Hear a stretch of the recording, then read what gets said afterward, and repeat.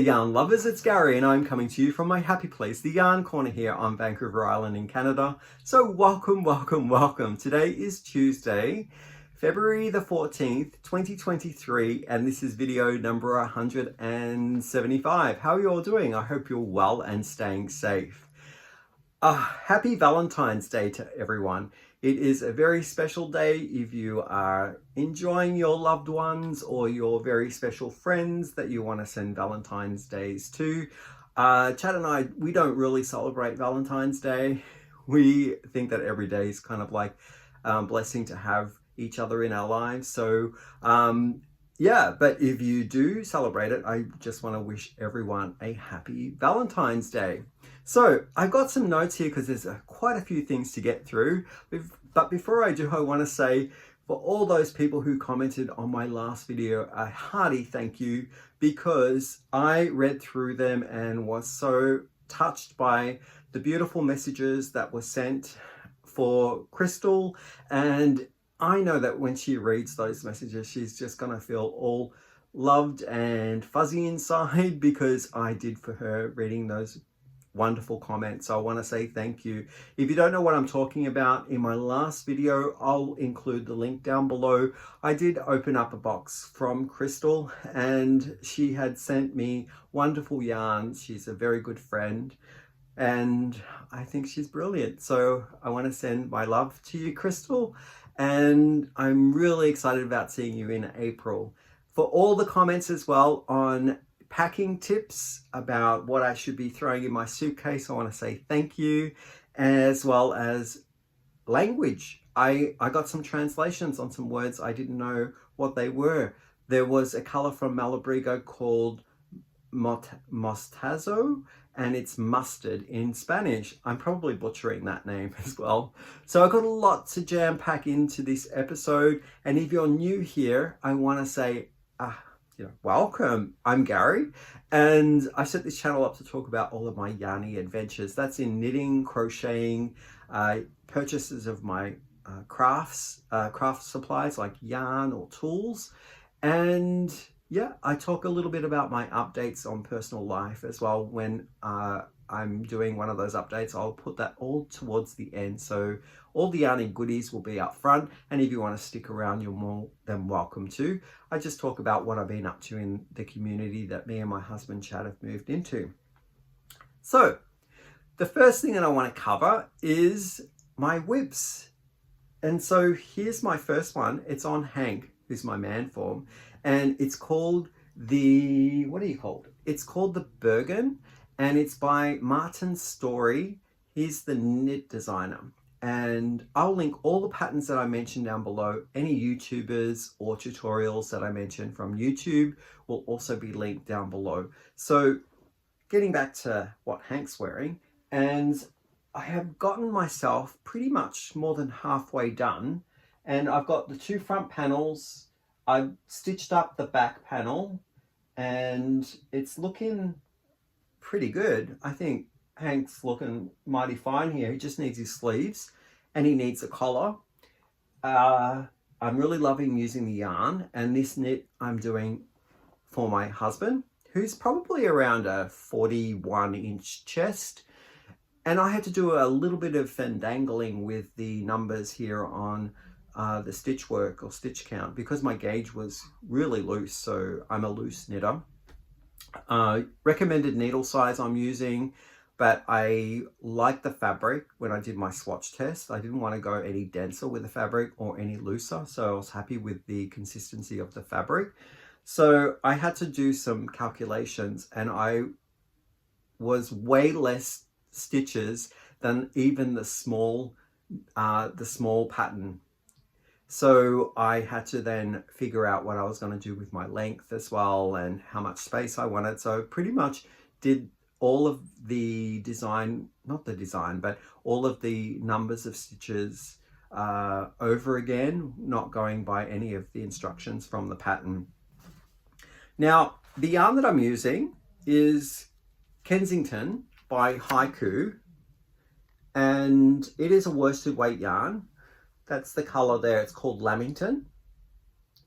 It uses, for the size that I'm working up, it ends up being a 44-inch circumference. So it's good to fit like a 41, 42 person's chest, and with some ease around it. And I'm using probably around, I'm gonna have to say that I'll need 8 of these hanks to do sleeves, collar, and the pockets. And I'll have one left over. And I really like the texture of this. It's a robust yarn. I'm going to give it maybe a 4 out of 5 for softness, and it's got a nice spring to it. I chose some buttons from my local yarn store, and I flipped them around because on the other side of the coconut buttons, it's a little lighter, like a beige color, and I do like the darker side. So that's the way I'm going to stitch them on to the cardigan once it's done. So I'm enjoying it. I'm using a 4mm set of stainless steel chargu for the banding and the buttons area, as well as probably up here. I haven't read the pattern yet, but I probably will need to use it for the collar. And then jumping up to a 4.5mm in this stockinette area. I'm losing my words here. The next, because we started off with whips, I'm going to continue on with whips. And this is one that I was reviewing yarn from Hobie. They were gracious to send me some yarn, and I did a sponsored video. And you can also see the sponsored video on what my reaction is when I open the bag, as well as talk about my first use of the yarn. And I was making some squares. So this is how they look. Yeah, I got a whole bunch. And they're two-tone granny squares, like solid granny squares. I got the idea from going online and checking out a quilt pattern. Originally in 2014, there was a designer who designed the quilt pattern called Postcard from Sweden. And I'm going to get my notes because I don't want to get the name wrong. It is by... It's by Callie Little. And later down the way, I guess that inspired someone who crochets to write up a pattern in crochet for the granny duo two-tone or two-color granny squares, and then put them together to resemble that quilt. They're a group. I believe they're called the Button Ship, and they were the people who designed it in crochet. So I've done a whole bunch of them, and I have ones that have been blocked. Here, there's another group that's been blocked. And then I wanted to check out how I was going to stitch it all together, because I haven't really done any sewing before, and all of this kind of new thing was, how is it going to look? With what kind of stitch will I do? And I know that there are a couple of different ways of stitching. There's continuous join, and then there's also a single crochet or a slip stitch, which give you ridges on one side and close up nicely on the other. But I wanted to give it more of a seamless. So this is the other side, and you can see a little bit of what I'm using as my thread here to stitch it together. So the wrong side doesn't have any ridges, and the right side is pretty much, you don't see that thread at all. And I'm loving it. I love how it's creating a visual kind of play on the colors. And this one looks like a pinwheel very much to me. And then these ones here look like diamonds. The way that the tones of the colors are working out, I'm really seeing different patterns that are forming. I'm going to play with all of these and make a big blanket. I'm using 10 of the colorways in the Hobie yarn that they sent me to review, and it's called Woody Tweed. They have 16, and they gave me the whole 16, but some of the colors were neutral, gray, white, black, and I thought I'm just going to use the color versions that they have in the range and make this Postcard from Sweden style design. And there are a number of different influences that I've been looking at, and here are some of them from the from the crochet pattern. Some in work, different styles of how they've arranged the colors. And I thought that would be a great experiment to see out of the 10 colors, which ones worked well together, which ones kind of didn't go very well. Yeah, so here's my box of the yarn. And I have another one that I take to work with me, and it's in my work bag. So I'll do a square or two over lunch and then come home and maybe do another square or two. So it's a slow process of how this works up, and I'm really enjoying it. It's a 3-weight yarn, and I'm using a 3.5 millimeter crochet hook. It's just a Susan Bates metal hook, and I'm liking using the metal. I tried the bamboo and it kind of got a little bit sticky. There was some sort of resistance, and so the metal one works really well, and I fly through a two-tone square in probably around 15 to 20 minutes. I will say that the color range does miss out on some of my favorite colors, and I see there being a need for magenta, a purple, coral, lemon, and gold. So I think everything else is covered. They've got great greens, and they also have really nice blues to choose from. Yeah, so that's project whip number 2.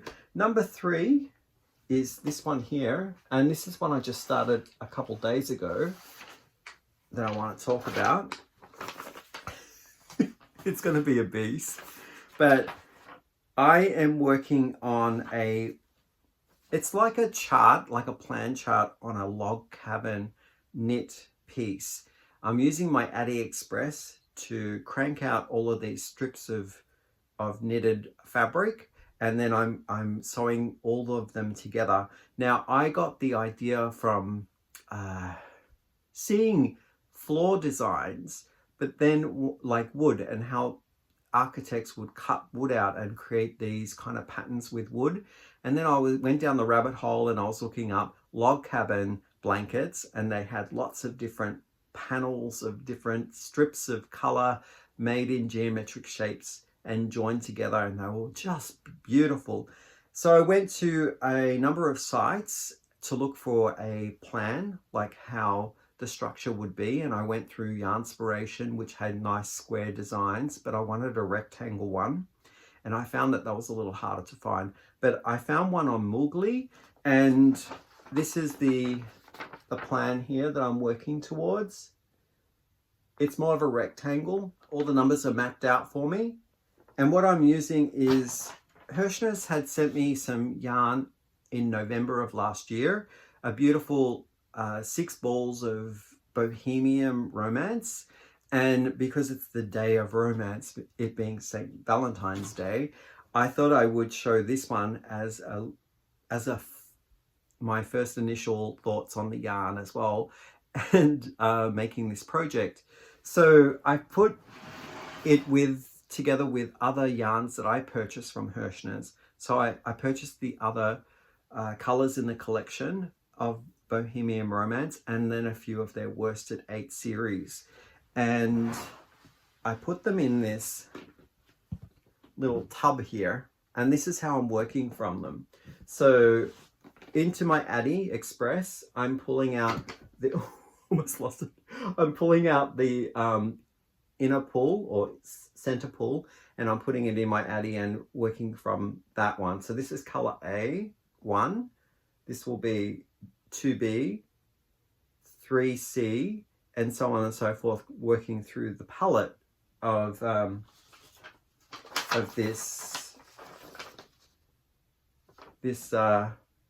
schedule of how, or the plan of how all the colors are mapped down. And I've just done my own color arrangement here in this box, and this is what I've done so far. Here it is here.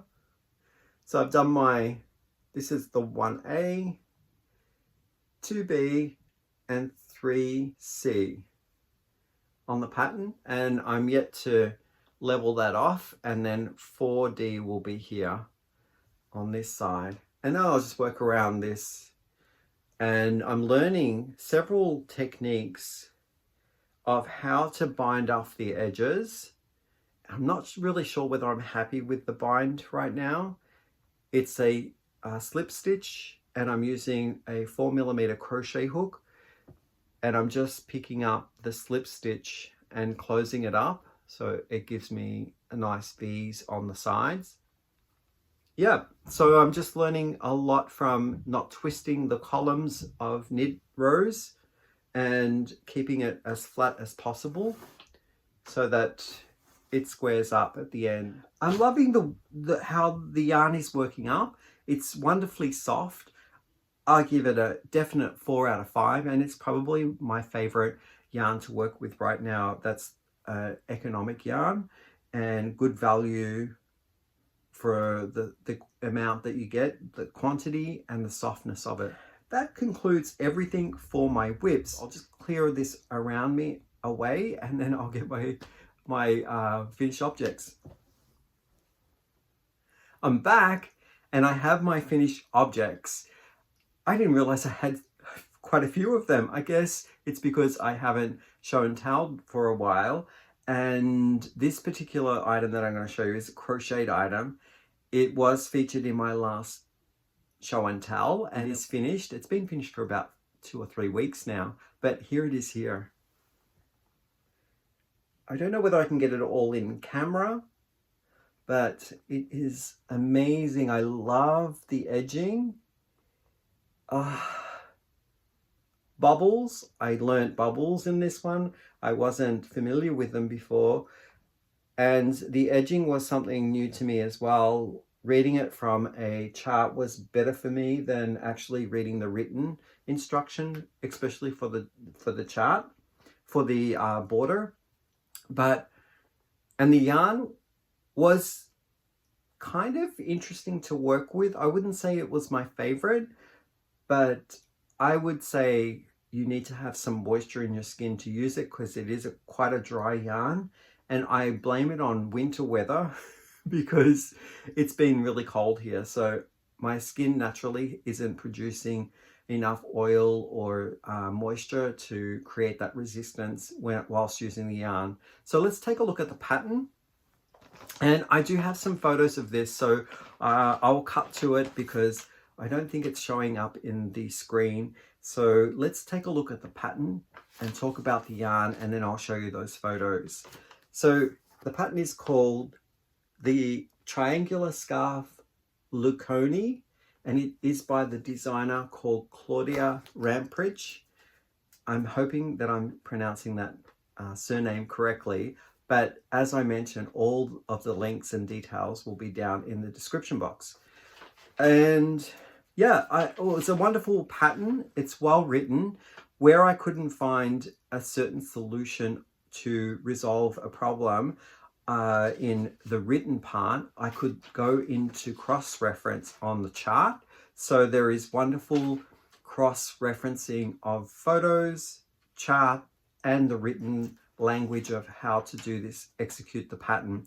And I thought that was great because sometimes I couldn't understand the chart, so I went back to the writing and vice versa. There's a step-by-step mark-off as you go through each of the rows, which is a nice way of reminding you where your place was when you put the work down and come back to it. I like that feature a lot. So I actually bought 3 of the patterns when I purchased from her Etsy store, and Claudia was having a sale and I really liked the value of them. I thought that they were quite affordable and offers up a great pattern for low cost. So the other 2 I have in my bookshelf of patterns, and I'm looking at making some more but with a different yarn. So the yarn that I used was from Stenley, and it's their vegan cake. So that's the brand Stenley. The collection name is Vegan Cake, and that little sticker there is the color number, so it's 2004. This is what I had left of the 250 gram cake, and in the cake it's saying here you get 1200 meters, which is quite a number of meters, and the cake wasn't that big. So I would say I have maybe 30 grams left of the cake. It's pretty much all the blue. And there it is once again. I just love it. And I have some photographs that I'm going to insert as well. So here are the photographs.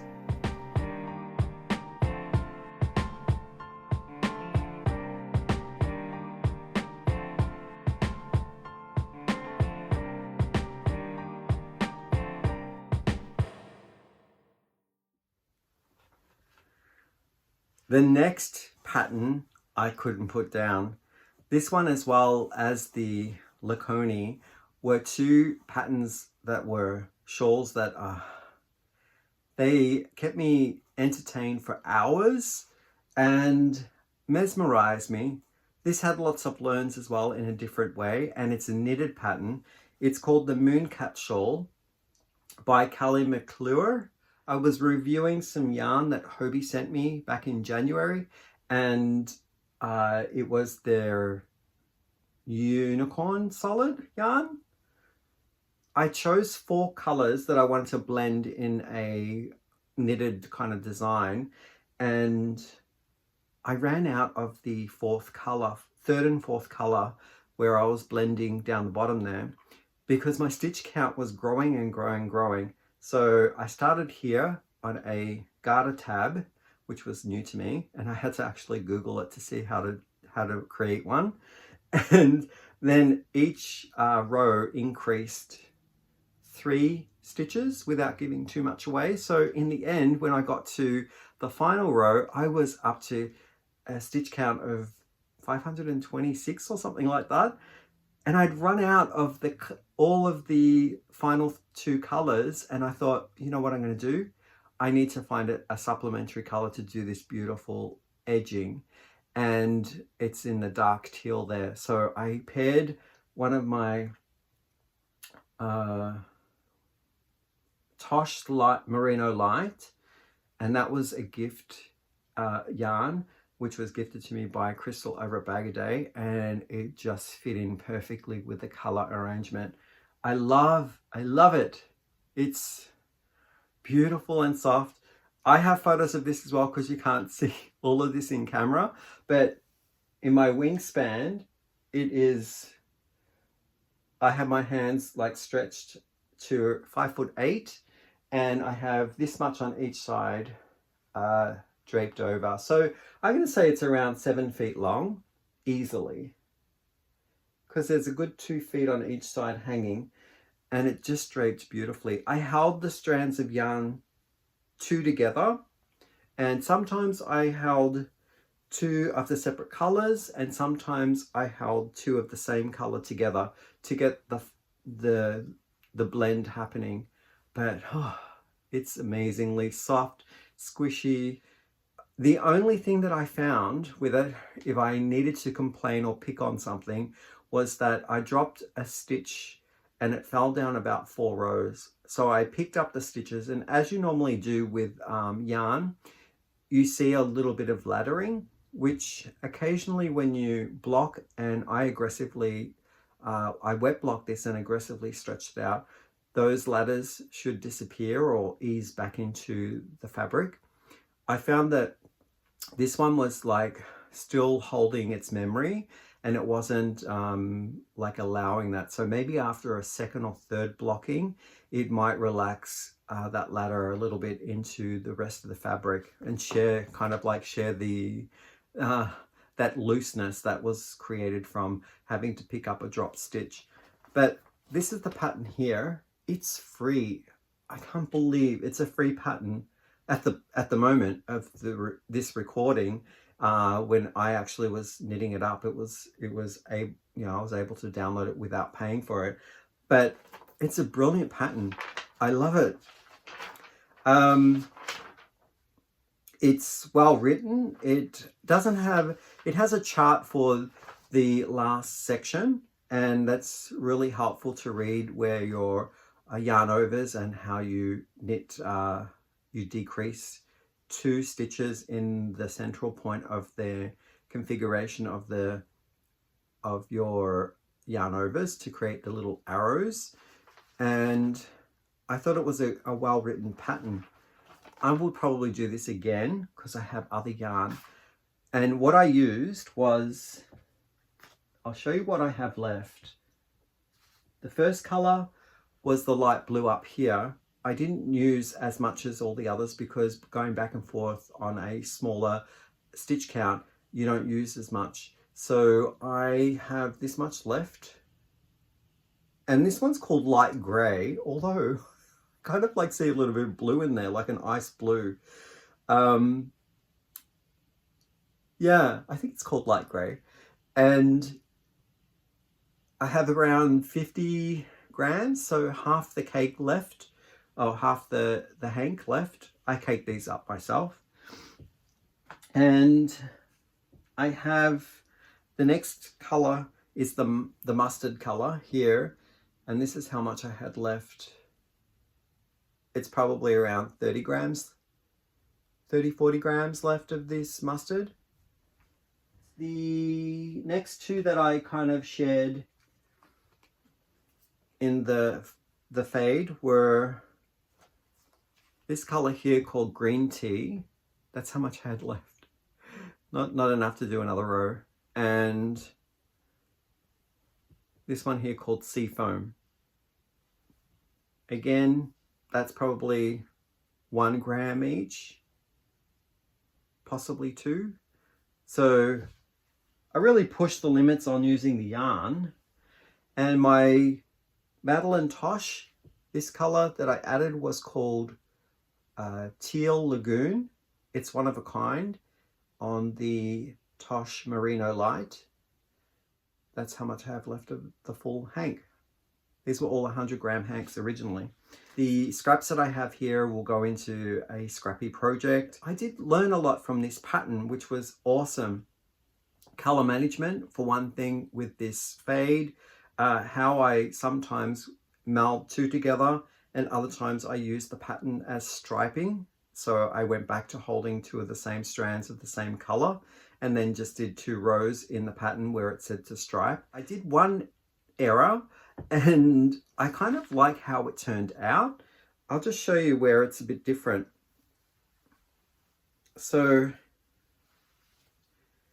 okay, in the first set of eyelets, there are 3 groups of eyelet rows. So there's these 3 up here.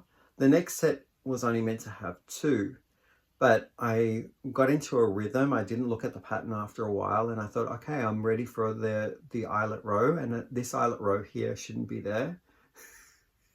It actually went into the part where it was meant to stripe, but I kind of enjoyed it.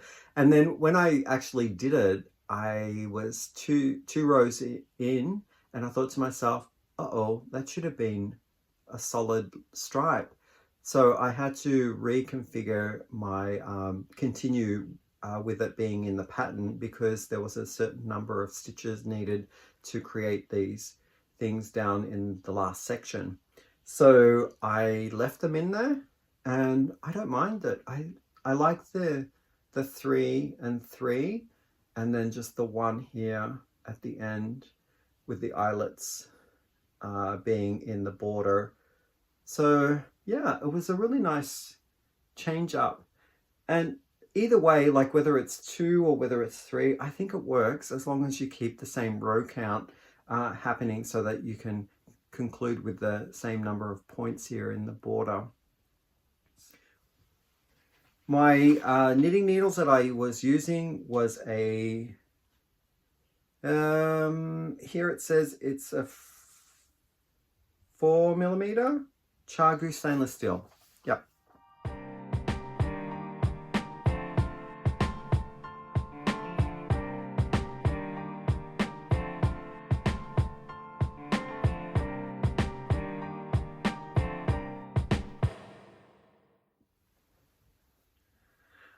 The next piece that I'm going to talk about that I finished was also reviewing Hobie rainbow bamboo yarn that they sent me graciously in January, and here it is here It is a cowl I made up using the crocheted stitch called the Granny Ripple Chevron. And I used a tutorial just to figure out what the first row repeat was, and then I was on my way to finishing the whole piece. It was done in the flat, it wasn't done in the round, and I stitched up the ends together. There's the outside of the stitch work, and then the inside is a single crocheted join, so it has that ridge that goes around. Really nice and drapey. It paired well with my 3.5mm crochet hook that I used from Susan Bates. It was a metal one. And yeah, bit of pop of color. What do you think? I like it. So the colors that I got from the review, I had 5 and I used 2 in here. I also have it included in another project because I had enough of it to go across and I wanted to try it in crochet and knit. But these colors are curry and mushroom. So we have nice kind of like earthy tones, more for autumn, but I do like it. It's a nice, cool and breathable fabric. The last piece also uses the rainbow bamboo, but all the colors that I requested my contact sent me. And so I'll just run through the colors. I do have a little bit left over and I'll show you. This is to a pattern called Punctuated Cowl. And it's a knitted pattern that I changed up because I was afraid I would run out and not have a chance to crochet with it. So I altered it a little just to give me a sense of what I could do with the design. And what I like about this pattern is that you can manipulate it to fit your needs. Change up where the dots are with the arrows, and also the color work, whether you want to have one flat color all the way through and colored work over the top of that flat color. I choose striping, and I liked mixing up the 5 colors that I chose. So going through the colors, this is the almond color. Then we have the mushroom, which I had done in the other sample. We have either curry or ginger. I can't tell in this light. I think the ginger is the darker one here, which is a slight orangey yellow. And then the lighter version here, which is the curry. So that's a yellow. And this green is artichoke. Really lovely and soft. And I'll just try it on for drape. There we go. It holds its form nice because it's quite a tight fit. It's not too loose, so it does want to gather and keep the back of your neck warm, which is great. But because it's bamboo cotton, as I said, it's breathable. And as you can tell that this rim is wanting to pop up. Yeah, so an abbreviation of the pattern, perhaps to the detriment of the pattern itself, because it is done in a tube, and I believe it's a free pattern as well. And the tube is then constructed and Kitchener stitched together, and then you wear the tube without your floats showing because they're all concealed inside the tube.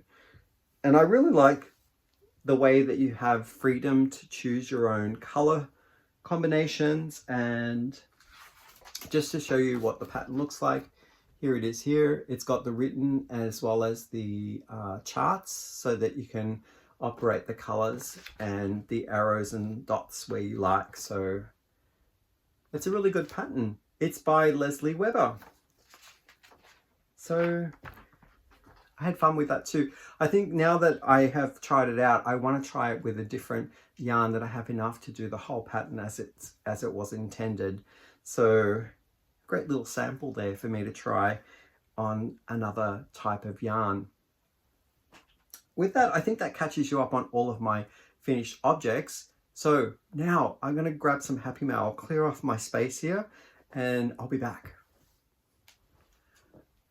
got the happy mail. I'm really super touched receiving gifts from, you know, the friends that I've made out there. And I've never asked for anything, so I always want to put that out there, that these gifts are well appreciated, but there's no need for the gifts, but I receive them graciously, so thank you so much.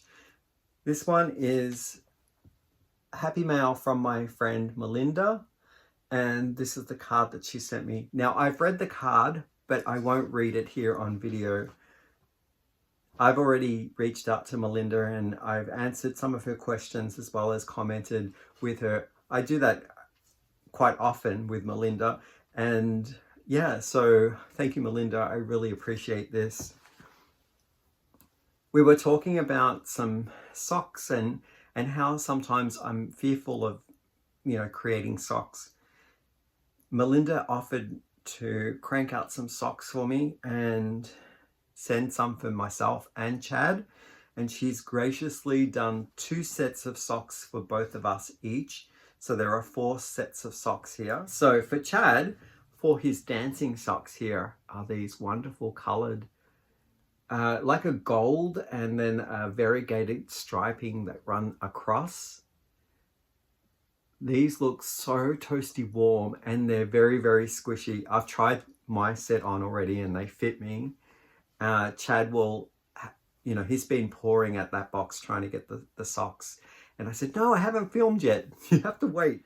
So the first one is the Gazelle Happy Feet. The color of this sock, it probably will just give me a number. I think it is a number. Sorry about that. It is 3247.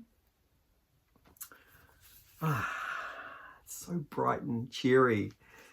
And the nice thing I like about these socks is that they'll never lose the pairing, because it has a clickable little clip there that keeps them together. And for his conservative sock here, Chad is going to be wearing this beauty. Let's take a look at what colorway these ones are for Chad. Oh, this one is the Peyton's Croy sock, and the colorway is called Camo Colors. That's it there. I like the way that it's been labeled as well. Really took some time to think about and prepare all of this packing. Here are my fun socks. Awesome color there. I wonder if these glow in the dark. They look like they're a little bit of that kind of party wear. And the color number is 3250. It turned out really soft. And these ones here look very similar to a pair, the green pair that Melinda had cranked out for me, and I did the afterthought heels and toes and cuffs, and it was in a kit called Tube to Sock, I believe. And this one is the Peyton's Croy sock again in the colorway Greener Pastures. Oh, that makes sense, doesn't it? Beautiful. Thank you so much for those. We'll get lots of wear out of them. And now the strange story from Joann. Joann is a store that's situated down in the United States. It's called Joann Fabric, and they offer up other crafty items like yarn. So I put in an order for some big twist yarn in all these varieties of colors, because I'm trying to turn a new leaf over and not always rely on the same colors. So I thought, let's start with a great value yarn where I can mix and match colors to my heart's content and see whether I can learn some new things about color. And I think I had like 20 different colors in there of the big twist. And I got an email saying that they were having to divide up the shipment or the order into 3. So I was like getting all these emails that it was this tracking number for a certain amount, this tracking number for that amount. And I was getting all confused because I didn't know how to track it and which one to click on. So in the end, I saw that there was 3 sets coming my way, and I thought, I'll just wait for 3 weeks because that's generally how long it takes and that's giving a bit of extra time as well to figure out what's going on. 3 weeks came and went, and I didn't call Joann's, I wrote to Joann's to say, hey, you know, just checking in. I don't really know which number to click on or which tracking clickable item I should be looking at, but it's saying to me that 2 of the orders have not left your establishment, like they're still in the dispatch area, and there's 1 ball that's making its way to Canada. Is there a problem with the other orders, or the other parts of the order? So the 1 ball arrived in my post, and it was like in a letterbox, and I took it out and I was like really happy with the yarn. I got the color Sapphire, and I was like, I can't wait for the other colors to arrive. So I get an email from Joann, and the clerk, or the person who's reading my email, has responded by apologizing that they are seeing that the shipper is not able to get the shipment over across the border, and the order has come back to them. So it's taken a little bit of time to detour. So it apparently made its way to Canada and then was turned back. So I don't know what was in the box, but customs obviously didn't like it.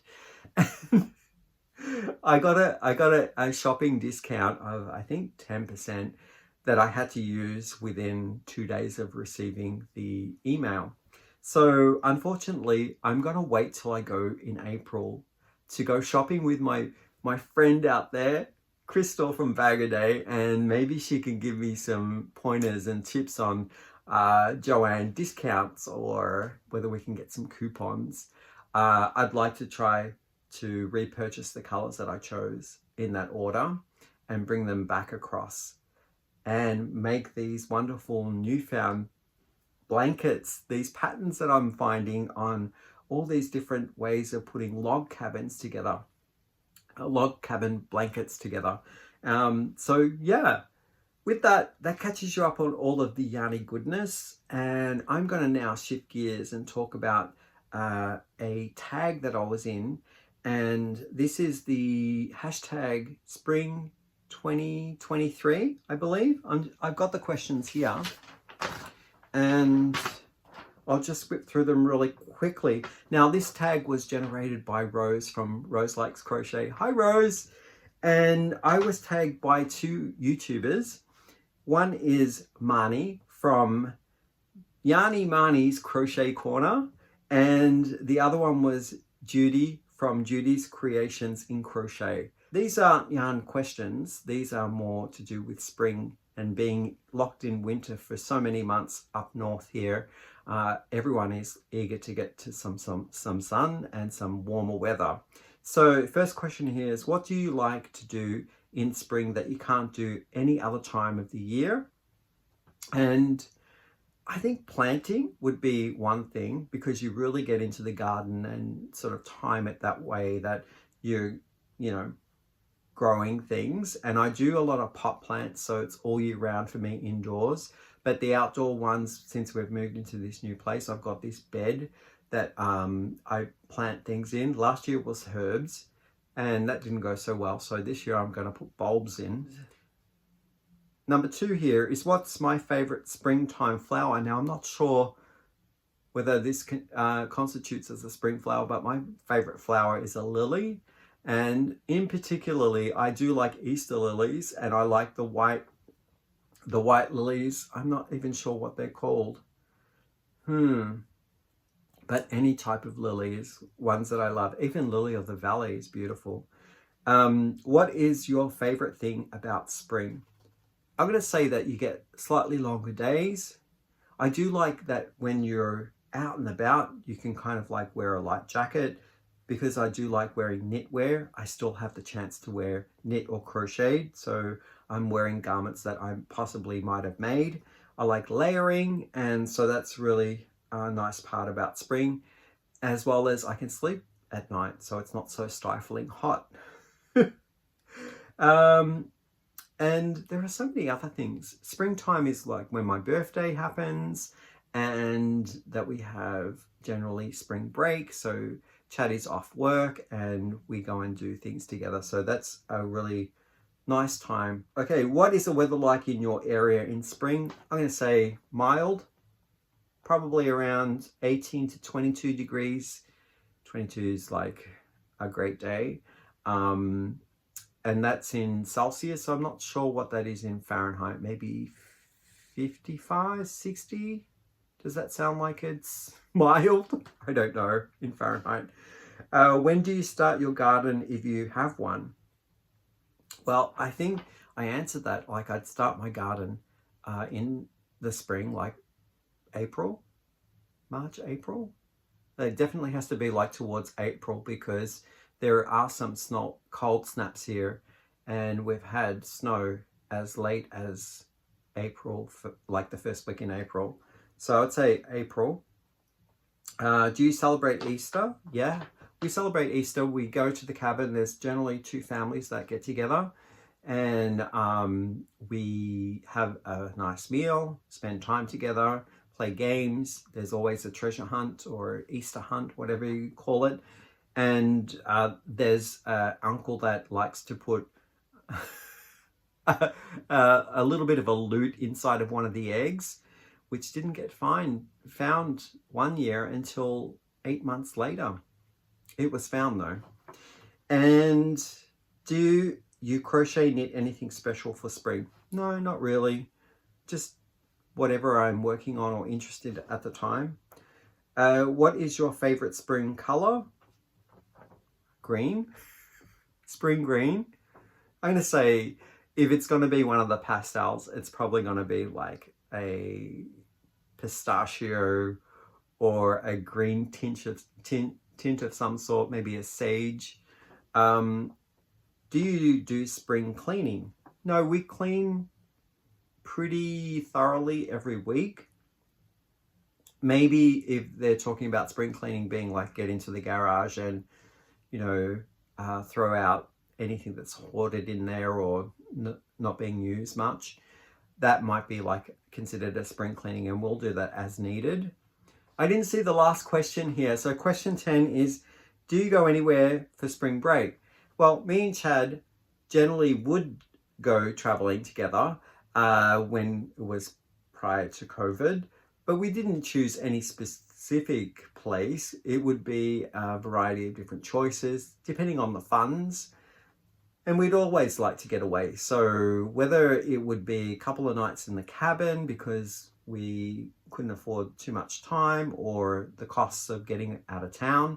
Other times it would be we would drive somewhere because we had those extra savings and then spend a night or two in a hotel and enjoy an area that was kind of new to us.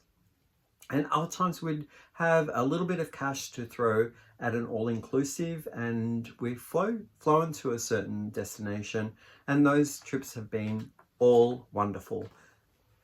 So let's look at some of the things that me and Chad have been doing in the community here. And I'll be really quick about it because this video has been going on quite long and I'm sure that all of you have fallen asleep or switched it off, gone, left. I don't know. If you made it this far, I want to say thank you. So we have had our famous walk again along the Air Force Beach. You may recall back in September, we were walking in a nice sunny day with some friends and we found this large crate that had washed up. It was actually not quite into shore. It was sort of like bobbing in and out of the waves. And it was, I'm going to say, the size of a door. Like, what is a door frame? Normally, I don't know, 7 foot by 4 feet and then some depth into it. So we didn't quite know what it was, whether it was some type of pulley system or was it cargo? We weren't sure. So we thought someone would come along and pick it up or remove it because it's part of a military base here. And we thought, well, you know what? They're probably keen on finding out what that is. So we didn't pay much notice of it. And I got some footage of it in the September. So we went back this time, and the beach, every time we go back, it's always different because whatever washes up Sometimes there's salmon eggs, sometimes there are like these really crunchy seaweed things that just sort of like come in their troves, and they kind of like, they wash up on shore. So that was there this time. It was like a bouncy fruit salad that we were walking on. And then we finally got to a point where we're like seeing a little wooden structure that was pointing out of the sand. And I said to Chad, there's that box. There's that box from September that washed up. Let's go over and see whether someone's tried to hack it open. It could have been some money. It could have been, I don't know, like something a bit more grim. I don't know. So there it was. And someone had actually opened a hole in it. It was filled with sand. So I wasn't going to go digging into it. I'm getting called for dinner. So it'll be really quick. So we couldn't see anything. And we thought, oh my goodness, it's still here. They haven't cleared it away. I have some footage of that, so I want to show you, but I'll leave that right at the end. And I'm going to now talk about what else we got happening. We celebrated Lunar New Year, which was January 22nd. This year is the year of the rabbit. And the year of the rabbit, one word that represents the year is hope. And I thought that was a beautiful message that the rabbit brings to us.